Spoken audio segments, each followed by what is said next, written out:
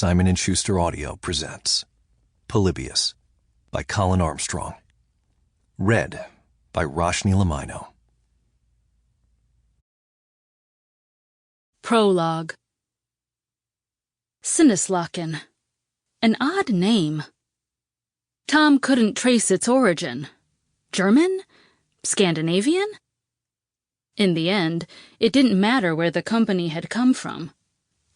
What mattered was it had folded, and Tom was parked outside its former office, ready to pick over its remains after its owners had permanently closed up shop. While the brochures he had printed and the ads he ran in the Mercury News in San Jose, California read, Mazzy Asset Management, Tom saw his business for what it really was: trash collecting.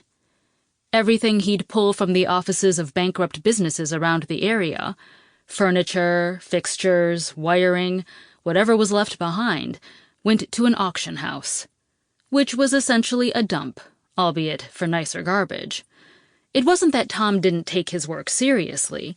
He just disliked having to dress up what he did for a living.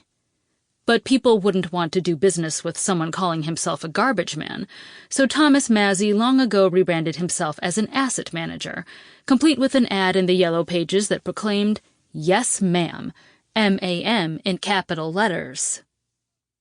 All around Silicon Valley, as it was increasingly known to the outside world, every conversation seemed to involve some bullshit pretense about the other person's job, who they knew, why they were in town, what amazing whatever they were working on.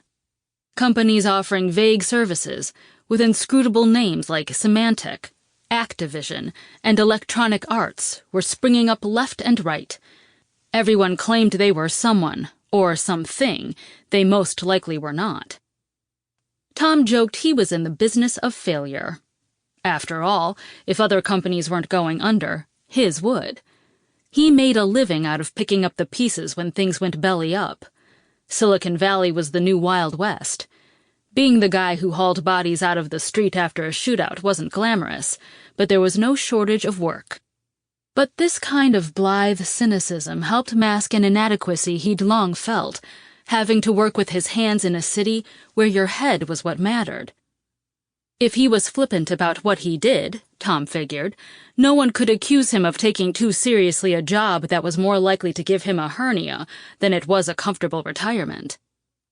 Tom's first asset management job for the month of September 1982 was at its outset no different from the rest. An auction house he worked with regularly, Gordon Smith Antiquities, had acquired Sample complete. Ready to continue?